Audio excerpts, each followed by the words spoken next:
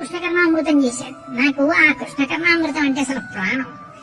ఆ కృష్ణకర్ణామృతం చదువుతుంటే అసలు సమయం తెలియదు, ఎంత ఆనందంగా ఉంటుందో. అందులో ఆయన ఎన్ని అద్భుతాలు అనుభవించాడో అసలు.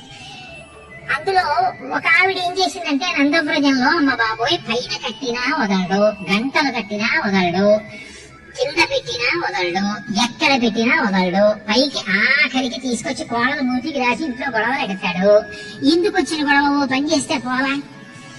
ఆయన వెన్న దొంగతనం చేస్తున్నప్పుడు పట్టేసుకుని వాళ్ళ అమ్మకప్ప చెప్పేస్తే గొడవ అయిపోతుంది కదా. ఇంకా ఇన్నాళ్ళు సాక్ష్యానికి దొరకట్లేదు ఆయన. ఇప్పుడు సాక్ష్యం దొరకాలంటే ఆయన ఎదురుగుండానే తలుపులు తెరిచి ఎదురుగుండా కుండ పెట్టి, కుండ నిండా వెన్న పెట్టి తలుపు చాటున నేను ఉంటాను. వస్తాడు, కూర్చుంటాడు, అటు ఇటు చూసి ఎవరు లేరని. కూర్చుని చక్కగా చేత్తో తీసి స్నేహితులందరికీ పెడతాడు. వాళ్ళందరూ వరుస క్రమంలో వచ్చి చేయి పట్టుకుని చక్కగా వెన్న తింటూ వెళ్ళిపోతారు. ఆ కర్ర తను తింటాడు, చేతుల నిండా వెన్న ఉంటుందిగా, ఆ కుండలో పెట్టి తీస్తాడుగా. అప్పుడు చటుక్కుని పట్టుకుంటాడు చెయ్యి, తలుపు చాటు నుంచి వచ్చి పట్టుకుని, ఇదిగో చూసావా మీ అబ్బాయి చేసిన పని అని. ఆయన్ని పట్టేసుకుంటే మిగిలిన వాళ్ళు పారిపోయి ఆగుతారు. తీసుకెళ్లి యశోదకప్ప చెప్తారు, మా అబ్బాయి దొంగతనాలు ఏం చేశాడంటోందిగా అనుకుని ఆవిడ తలుపు చాటున నించుంటే ఆయన చూశాడు, ఇదేంటి అందరూ దాచుకుంటారు కదా, వీడు దాచుకోవడం మానేసి తలుపులు తెరిచి ఎదురుగుండా కుండ పెట్టి కుండలో వెన్నెట్టింది ఏంటి, ఆస్పదమైనటువంటి విషయమే, అయినా మన కార్యక్రమం మంది, ఈ ఎదురుగుండా పెడితే మనం ఎందుకు తెలియాలి అని చెప్పి ఆయన లోపలికి వచ్చాడు. లోపలికి వచ్చి జాగ్రత్తగా వెన్న తీశాడు, పిల్లలకి పెట్టేస్తున్నాడు. ఒక్కొక్కరు వస్తున్నారు, ఆ వెన్న తీసుకుంటున్నారు, వెళ్ళిపోతున్నారు, తింటున్నారు.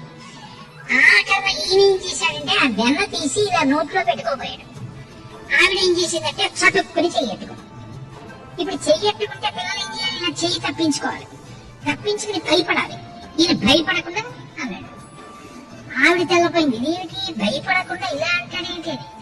ఆవిడ చూద్దాం ఏమంటాడని, కస్తంబాల ఎవరు నువ్వు, తన పేరు కదా చెప్పాలి. దొంగతనం చేసినప్పుడు మధ్యలో వాళ్ళ అన్నయ్య పేరు ఎందుకు, ఆయన ఎక్కడ చదువుకుంటాడు చక్కగా, బలానుజ బలరాముడి తమ్ముడు అన్నాడు.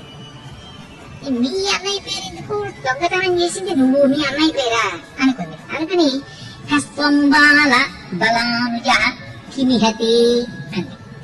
ఓహో బలరాముడి తమ్ముడు, నీకు పేరు లేదే, సరేలే ఇక్కడికి ఎందుకు వచ్చావు అంది.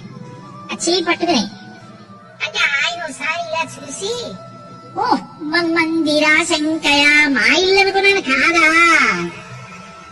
అమ్మ బాబోయ్ మీ ఇల్లు అనుకున్నావా, అనుకుని వచ్చావా, కుండలో చెయ్యెట్టావా, వెన్న తీసావా, తీసేసి అందరికీ పంచిపెట్టేశావా, పైగా నిర్భయంగా ఎవరు నువ్వు అంటే బలరాముడి తమ్ముడు అన్నావా, మన్మందిరా శంకయ మా ఇల్లు అనుకుని వచ్చానంటున్నావా, పోన్లే మీ ఇల్లు అనుకుని వచ్చావు, పోన్లే ఏదో పొరపాటు పడ్డావు.